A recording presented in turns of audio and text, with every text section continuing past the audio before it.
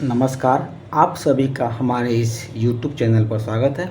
पिछले वीडियो में हम चर्चा कर रहे थे कार्यालय प्रबंधन यानी कि ऑफिस मैनेजमेंट के बारे में, और आज के क्लास में हम चर्चा करने वाले हैं परियोजना एवं प्रतिवेदन यानी कि प्रोजेक्ट एंड रिपोर्ट के बारे में। आप सभी जानते हैं कि जिला कला एवं संस्कृति पदाधिकारी के मुख्य परीक्षा यानी कि मेन एग्जाम के मेंस की हम तैयारी कर रहे हैं, जिसमें कला प्रबंधन का जो पेपर है, आर्ट मैनेजमेंट के पेपर को हम इस वीडियो में आपको समझाने का प्रयास करते हैं। चलिए हम आगे देखते हैं कि परियोजना एवं प्रतिवेदन होता क्या है। देखिए, परियोजना प्रतिवेदन जो है, जैसे कि आपके नाम से ये स्पष्ट है कि प्रोजेक्ट एवं रिपोर्ट, यह क्या है, दोनों एक अलग अलग सब्जेक्ट है। यानी कि क्या है, प्रोजेक्ट हमारा अलग है और रिपोर्ट अलग है। इसीलिए जो है इस वीडियो में जो है हम सबसे पहले परियोजना को समझेंगे और परियोजना के समझने के बाद फिर हम प्रतिवेदन को जानेंगे। यानी कि प्रोजेक्ट और रिपोर्ट को हम अलग अलग तरीके से समझने का प्रयास करेंगे। तो सबसे पहले हम समझते हैं परियोजना, यानी कि प्रोजेक्ट होता क्या है। देखिए, परियोजना को जो है हम कार्य योजना के नाम से भी जानते हैं। इसे हम कार्य योजना भी कह सकते हैं। यह क्या होता है, किसी समस्या के समाधान या किसी विषय वस्तु से संबंधित जानकारियों को प्रकाशित करने के लिए तैयार की गई पूर्ण योजना यानी कि पूर्ण प्लानिंग होती है। यानी कि यहाँ पर कह रहा है कि परियोजना क्या होता है, प्रोजेक्ट या इसे कार्य योजना भी कहा जाता है। ये कोई भी समस्या हो, कोई भी हमारे पास प्रॉब्लम आ गई, तो उस प्रॉब्लम को या उस समस्या को समाधान करने के लिए हम क्या क्या रणनीति बनाएंगे, क्या योजना बनाएंगे, क्या प्लानिंग बनाएंगे, उसे ही हम क्या कहते हैं, परियोजना कहते हैं। यदि हम एक उदाहरण की बात करें तो आज से लगभग 1 साल पहले जो हमारे बीच कोरोना महामारी आई थी, तो एक समस्या थी। तो उस समस्या से निपटने के लिए, नहीं, कोरोना से बचने के लिए हमने जो जो तरीके अपनाए, जो भी योजनाएं बनाई, वो सब योजनाएं क्या है, वो सब परियोजना के अंतर्गत आती है। चलिए इसे हम आगे और समझते हैं। इसे आप यूँ भी कह सकते हैं कि किसी भी क्षेत्र जैसे कि चिकित्सा, विज्ञान, व्यापार इत्यादि में किसी विशेष लक्ष्य की प्राप्ति हेतु जो विशेष योजना बनाई जाती है और उसे क्रियान्वित यानी कि पूरा भी किया जाता है, उसे हम लोग प्रोजेक्ट यानी कि परियोजना कहते हैं। जैसे उदाहरण मैंने अभी चिकित्सा का आपको दिया कि कोविड-19 कोरोना में कैसे हम लोग एक प्लानिंग के तहत, योजना के तहत कार्य किए। उसी तरह यह परियोजना जो है हर क्षेत्र में काम आते हैं, चाहे वो चिकित्सा हो, विज्ञान हो, व्यापार हो, कोई भी क्षेत्र हो, हर जगह कोई विशेष लक्ष्य की हमें प्राप्ति करनी हो, कोई भी हमें एम प्राप्त करना हो, इसलिए हम क्या करते हैं, एक लक्ष्य बनाते हैं, एक अपनी एक परियोजना बनाते हैं, एक एम तैयार करते हैं और उसे पूरा भी करते हैं। तो जो हम एक कह सकते हैं कि हम निर्णय बनाते हैं, जो एक हमारा एक बुल्डअप तैयार होता है, उसे हम लोग परियोजना या प्रोजेक्ट कह सकते हैं। चलिए इसके एक और परिभाषा पर दिया हुआ है, यहाँ कह रहा है परियोजना वैज्ञानिक आधार पर विकसित की गई एक कार्य योजना है जिसे निश्चित अवधि में विशेष उद्देश्यों की प्राप्ति हेतु तैयार किया जाता है। यह परिभाषा जो है ज़्यादा आपका सटीक है, इसे याद कर सकते हैं। ठीक है, इसमें कह रहा है कि परियोजना क्या है, वैज्ञानिक आधार पर यानी कि साइंटिफिक मेथड पर जो है कोई भी एक योजना हम तैयार करते हैं और उसमें एक निश्चित अवधि देते हैं, निश्चित टाइम देते हैं कि इस टाइम के अंतर हमें ये चीज़ें पूरी कर लेनी है। ठीक है, उससे हम लोग क्या कहते हैं, परियोजना या प्रोजेक्ट कहते हैं। आगे इसमें कह रहा है कि परियोजना के प्रारूप में कार्य की शुरुआत कैसे होगी, कब कौन सा कार्य संपादित होगा, कार्य की समाप्ति कब होगी, कितने संसाधन लगेंगे, कितने धन की आवश्यकता होगी, इत्यादि बातें भी उसमें क्रमबद्ध लिखी रहती है। यानी जब हम परियोजना का प्रारूप बनाएंगे, कोई भी हम सिस्टमेटिक बनाते हैं, तो आप खुद देखते होंगे ना, जैसे कि मान लें कि हम एक छोटे से उदाहरण से समझना चाहें। मान लें कि आपके घर में कोई इवेंट होने वाला है, कोई फंक्शन होने वाला है, तो क्या करते हैं, आप उसके लिए एक प्री प्लान बनाते हैं, कितने लोग को हमें इनवाइट करना है, हम क्या क्या चीज़ खाने के लिए बनाएंगे, वो मटेरियल कहाँ से आएगा, कितना पैसा खर्च होगा, जो लोग आएंगे उन्हें हम विदाई कैसे करेंगे, कहाँ उन्हें रखेंगे, यानी सब क्या, सब एक सिस्टमेटिक ढंग से होता है। तो आप कह सकते हैं कि परियोजना जो है हम सभी बनाते हैं। कोई अपने घर के लिए बनाता है, कोई अपने व्यवसाय के लिए बनाता है, सरकारें अपने सरकार चलाने के लिए बनाती है, हर लोग परियोजना बनाते हैं। कंपनियां जो है अपने प्रोडक्ट को बेचने के लिए या नए प्रोडक्ट को मार्केट बाजार में लाने से पूर्व उसकी एक रणनीति बनाते हैं, वो सभी क्या होता है, परियोजना के ही अंतर्गत है, जिसमें हम जो उसका प्रारूप जो तैयार करते हैं उसमें ये सब चीज़ें क्या होती है, उसमें मेंशन रहती है कि कितने समय लगेगा, कितने धन की आवश्यकता होगी इत्यादि बातें उसमें क्रमबद्ध उसमें लिखा रहता है। चलिए हम इसमें आगे और देख लेते हैं आगे क्या कह रहे हैं यहाँ पर। इसमें आगे कह रहा है कि वर्तमान परिदृश्य में समस्याएं हमारे सम्मुख विकराल रूप में आ खड़ी हुई है। देखिए कोई भी जब तक हमारे पास समस्या नहीं आएगी तब तक उसका समाधान नहीं होगा, और जब समस्या आएगी तो क्या करेंगे, उसका हम समाधान भी ढूंढेंगे, और समाधान के लिए क्या करेंगे, कोई एक परियोजना बनाएंगे। तो यहाँ पर कह रहा है कि वर्तमान परिदृश्य में हमारे सम्मुख क्या है, समस्याएं बहुत सारी है, जैसे कि नौकरी की समस्या, बिजली की समस्या, अनेकों प्रकार के जीवाणु एवं विषाणु से उत्पन्न होने वाली बीमारियों की समस्या इत्यादि और भी बहुत सारी समस्याएं हैं जो क्या होती है हमारे समक्ष मौजूद रहती है, और इन्हें देखकर हमें लगता है कि इसका समाधान हमें होना चाहिए। आप खुद देखते होंगे, आप घर से बाहर निकलेंगे तो देखते होंगे रोड पर पूरा क्या कचरा फैला हुआ है, कहीं साफ सफाई नहीं है, तो कहीं ना कहीं आपके मन में भी लगता होगा कि आज से आप पर रोडें क्या होती साफ़ सुथरा रहता। आप घर से बाहर निकलते हैं तो आपको जाम मिलता होगा, तो आप सोचते होंगे कि क्या इस जो जाम लग रहा है इसका समाधान क्या हो सकता है। तो आपके मन में आएगा कि यहाँ पर ओवर ब्रिज बनना चाहिए या अंडर ब्रिज बनना चाहिए ताकि इसका एक समाधान हो जाए। तो एक समाधान हो गया।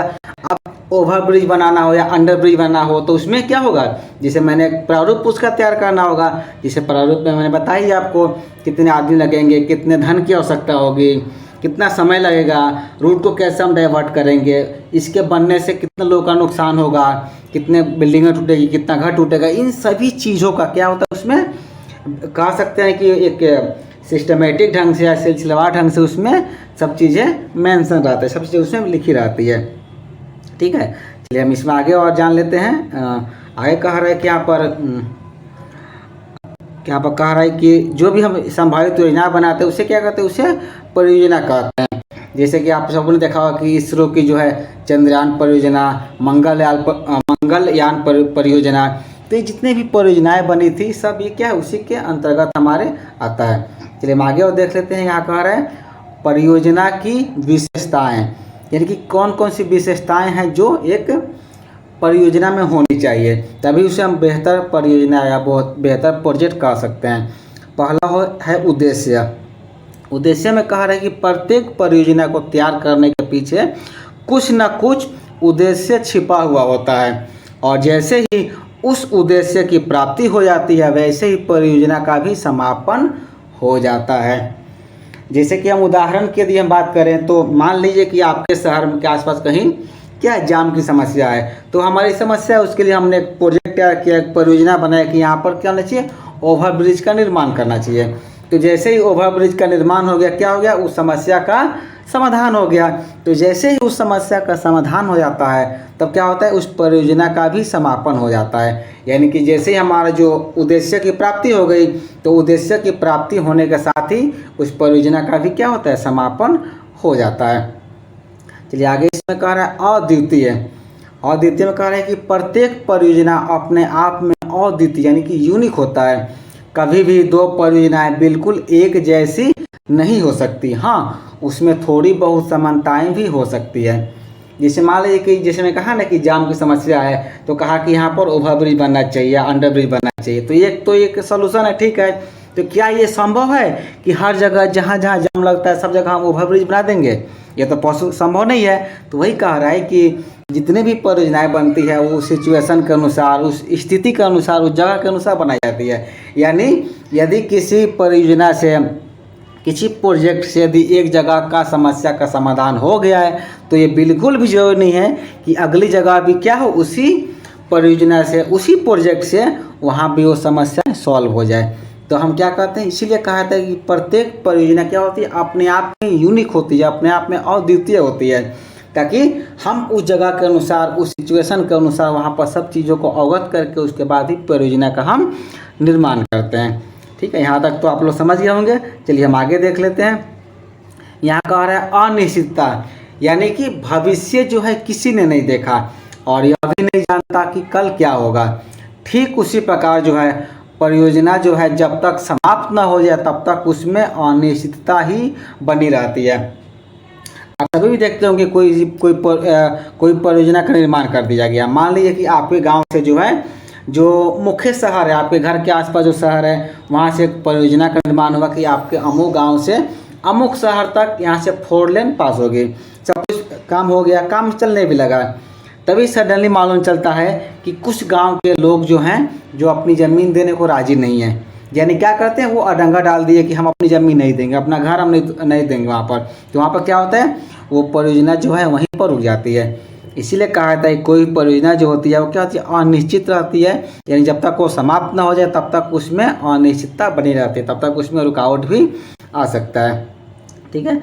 और अंतिम पॉइंट कह रहे हैं यहाँ पर जोखिम। देखिए तो हर जगह होता है, कहा भी है कि परियोजना चाहे छोटी हो या बड़ी, जोखिम हमेशा बना रहता है। छोटी परियोजना में कम जोखिम, और जबकि बड़ी परियोजना में जो है हमें अधिकतम जोखिम देखने को मिलता है। यानी जितने बड़ा हम प्रोजेक्ट लेंगे, जितना बड़ा हम सपना लेंगे, जितना बड़ा हम अपना एक कह सकते हैं कि गोल तैयार करेंगे, एम्बिशन तैयार करेंगे, रिस्क तो उतना ही ज़्यादा रहेगा। और हमें रिस्क तो लेना ही होगा, बिना रिस्क के जो है कोई भी कार्य संभव नहीं हो पाता है। तो ये हम जाने परियोजना के बारे में। ठीक है। अब अगला हम जानते हैं प्रतिवेदन, जिसे इंग्लिश में कहा जाता है रिपोर्ट। रिपोर्ट से आप सभी जानते होंगे। देखिए यहाँ पर कह रहा है किसी परियोजना, घटना, प्रकरण यानी कि एपिसोड इत्यादि के बारे में स्पष्ट देखकर, छानबीन करके और शोध के द्वारा यानी कि रिसर्च के द्वारा जो लिखित रूप में परिपूर्ण विवरण प्रस्तुत किया जाता है, उसे ही प्रतिवेदन कहा जाता है। यानी कि प्रतिवेदन या रिपोर्ट कब बनता है, कार्य की समाप्ति होने के बाद। और हमारा जो प्रोजेक्ट का बन रहा था, प्रोजेक्ट हमारा पहले बन रहा था, यानी कार्य शुरू होने से पहले हम क्या करते हैं, अपने यहाँ पर देखा हम परियोजना बनाते हैं यानी कि प्रोजेक्ट बनाते हैं, और कार्य समाप्त होने के बाद उसका हम एक रिपोर्ट तैयार करते हैं, यानी कि हम क्या करते हैं, प्रतिवेदन बनाते हैं। तो आप लोग प्रतिवेदन भी आई थिंक समझ रहे होंगे। चलिए हम आगे जान लेते हैं। इसमें यहाँ कह रहा है प्रतिवेदन 2 शब्दों प्रति प्लस विद से बना है, जिसका अर्थ होता है समस्त, यानी कि पूरी जानकारी। रिपोर्ट में क्या होती है, पूरी जानकारी होती है। आपसे बोलते हैं ना कि डॉक्टर का रिपोर्ट आ गया, अमुक व्यक्ति का रिपोर्ट आया है, यानी कि रिपोर्ट में क्या होती है, उसकी पूरी जानकारी रहती है, समस्त जानकारी रहती है। अब प्रतिवेदन में जो है जो पूरी जानकारी दी जाती है, उसके साथ ही साथ कुछ उसमें सुझाव एवं संतोषजनक जवाब भी दिया जाता है। यानी कि इसमें पूरी जानकारी तो देंगे ही, और जानकारी के साथ ही साथ जो अपना एक अमुक सुझाव है, अपनी जो सलाह है, अपनी जो राय है, वो क्या कर सकते हैं, हम उसमें दे सकते हैं। यदि हम उदाहरण की बात करें तो हम उदाहरण स्वरूप में कह सकते हैं कि देश या विदेश में घटित कोई भी घटनाक्रम का निरीक्षण, शोध करके तैयार की गई समस्त विवरण हमारे लिए प्रतिवेदन है। ठीक है। कोई भी घटना हुई, कोई भी इवेंट हो गया कहीं भी, उसका हम निरीक्षण कर रहे हैं, उसके बारे में हम देख रहे हैं, और उसके बाद हम एक उसका रिपोर्ट तैयार कर रहे हैं, तो क्या होता है, हमारा प्रतिवेदन होता है। कोई भी उसका हमें कहते हैं समस्त विवरण जो लिखित रूप में, उसे हम लोग प्रतिवेदन या रिपोर्ट कहते हैं। अब यहाँ पर कह रहा है कि प्रतिवेदन यानी कि रिपोर्ट लिखते समय वो कौन कौन सी बातें हैं, वो कौन कौन से महत्वपूर्ण बिंदु हैं जिसका हमें कि ध्यान रखना चाहिए। सबसे पहला जो है नंबर 1 में कह रहा है कि प्रतिवेदन हमेशा संक्षिप्त होना चाहिए, यानी कि शॉर्ट में होना चाहिए। बहुत लंबा चौड़ा प्रतिवेदन नहीं होता है, शॉर्ट में होनी चाहिए, और आप कोशिश करें कि ये स्पष्ट बातें लिखें इसमें। दूसरा कह रहा है प्रतिवेदन का शीर्षक एवं उपशीर्षक ऐसा होना चाहिए कि पूरे मुख्य विषय को रेखांकित करता हो, यानी कि उसका शीर्षक कुछ ऐसा रहे कि शीर्षक और उपशीर्षक को पढ़ कर ये समझ में आ जाए कि हमारा जो रिपोर्ट बना है, जो हमारा प्रतिवेदन बना है, ये किस रूप में बना है, किसके लिए बना है। ठीक है। नेक्स्ट तीसरा कह रहा है यहाँ पर कि जिस किसी भी घटना का हम प्रतिवेदन तैयार कर रहे हैं, उसकी तिथि एवं समय उसमें अंकित होना चाहिए। यानी कि हम किसी घटना का किसी घटना का हम प्रतिवेदन तैयार कर रहे हैं, तो वो घटना किस तिथि को घटित हुई थी, समय क्या था और जगह क्या था, इस सभी के बारे में क्या होना चाहिए, वहाँ पर स्पष्ट अंकन होना चाहिए।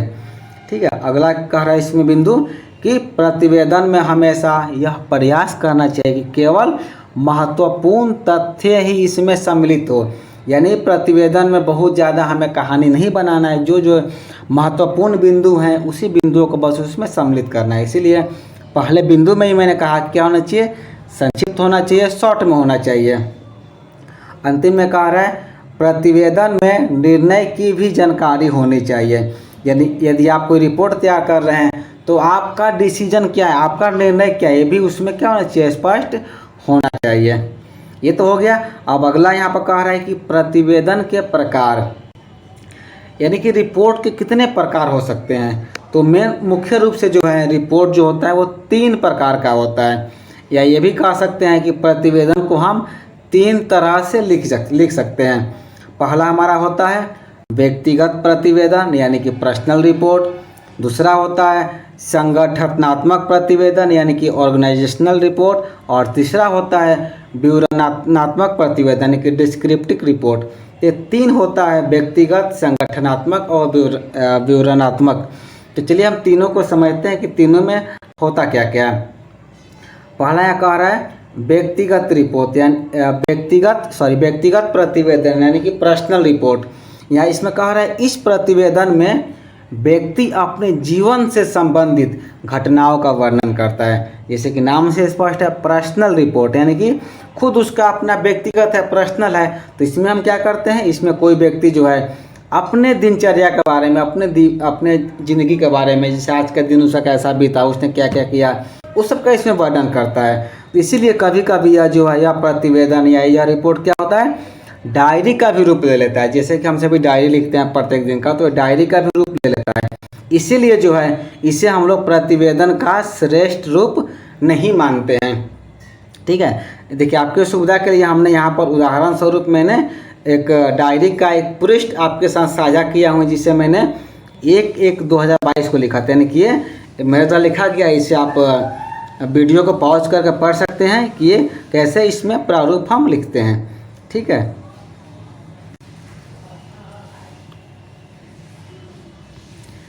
चलिए अगला देखते हैं। दूसरा हमारा होता है संगठनात्मक प्रतिवेदन। यहाँ पर कह रहा है संगठनात्मक प्रतिवेदन में किसी सभा, संस्था इत्यादि का विवरण रहता है।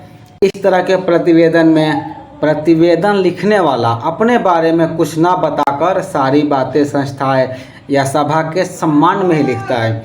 यानी कि ऑर्गेनाइजेशनल में क्या होता है, हम किस सभा के बारे में, किस संस्था के बारे में उसकी बातें लिखते हैं कि अपने बारे में लिख करके हमारा संस्था कैसा है, हमारा ऑर्गेनाइजेशन कैसा है, कोई मीटिंग हुआ तो मीटिंग कैसा रहा, उसके बारे में लिखते हैं।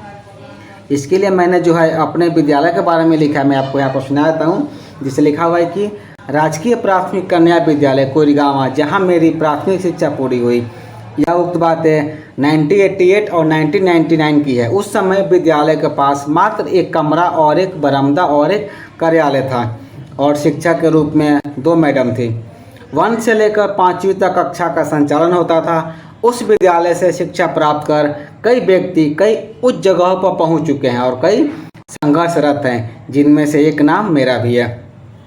यानी कि यहाँ पर क्या हो रहा है, यहाँ पर उस विद्यालय के बारे में चर्चा की गई है, और समय भी दिया गया कब का है, 1998 और 99 का समय है, जहाँ पर उस स्कूल के पास मात्र एक कमरा, एक बरामदा और एक कार्यालय, इसमें जो है 1 से लेकर 5 तक, 1 से लेकर 5वीं तक कक्षा का संचालन होता था, और टीचर के रूप में मात्र वहाँ पर 2 शिक्षिका ही मौजूद थी। उस स्कूल के बारे में चर्चा किया जा रहा है, ये वहाँ की बात हो गई। और उसके बाद फिर मैंने यहाँ चर्चा किया वर्तमान की। यहाँ कह रहे 2022 की यदि हम बात करें तो वहाँ पर वर्तमान में कक्षा 8वीं तक का संचालन होता है, और विद्यालय के पास प्रत्येक कक्षा के लिए अपने अलग अलग कमरे हैं, रसोई घर है, और शिक्षकों की संख्या भी पर्याप्त है, जहाँ पर छात्र शिक्षा प्राप्त कर अपने भविष्य को उज्जवल कर रहे हैं। यानी कि यहाँ पर उस विद्यालय की चर्चा की गई जहाँ पर किसी ज़माने में संसाधन के नाम पर कुछ नहीं था, लेकिन वर्तमान में जो है उसके पास सब कुछ अवेलेबल है। ये तो हो गया। और तीसरा हमारा कह रहा है कि यहाँ पर कह रहा है विवरणात्मक प्रतिवेदन यानी कि डिस्क्रिप्टिव रिपोर्ट। इसमें क्या होता है, देखिए विवरणात्मक प्रतिवेदन में जो है किसी यात्रा वृत्तांत, मेले, रैली इत्यादि का विवरण प्रस्तुत किया जाता है, और विवरणात्मक प्रतिवेदन में बहुत ही सावधानी से पूरी सत्यता को दर्शाना होता है। इसमें क्या कर सकते हैं, इसमें जो भी चीज़ें हमने देखा, जो हमने अनुभव किया, उसके बारे में वर्णन करते हैं। यहाँ पर कोई यात्रा वृत्तांत हो गया, कोई मेला का हो गया, कोई रैली हो गया, इसके बारे में जो भी सत्य बातें होती है, जो भी सच्चाई होती है, उसका वर्णन यहाँ पर रहता है। तो उदाहरण के लिए जो है मैंने आप सभी के लिए क्या किया, यहाँ पर अपनी यात्रा वृत्तांत यहाँ पर दे रखा है, जो नीचे लिंक दिया गया है, इस पर क्लिक करके आप उस यात्रा वृत्तांत को पढ़ सकते हैं। देखिए ये जो है आपको हम यहाँ पर एक बार दिखाते हैं ओपन करके। जैसे कि आप क्या करेंगे, इस पर क्लिक करेंगे तो क्लिक करने के साथ ही आपको जो है एक अलग आइकॉन खुल जाएगा, जहाँ पर देख सकते हैं यहाँ पर मध्य प्रदेश में स्थित माडा की गुफाओं का रोमांचकारी सफ़र। तो ये क्या है, एक यात्रा वृत्तांत है। इस यात्रा वृत्तांत को आप क्या कर सकते हैं, पढ़ सकते हैं। इसका लिंक मैं वीडियो के डिस्क्रिप्शन में आपको दे दूंगा, जहाँ से आप चीज़ों को आप आसानी से पढ़ लीजिएगा। ठीक है, तो हम अपने टॉपिक पर लौटते हैं।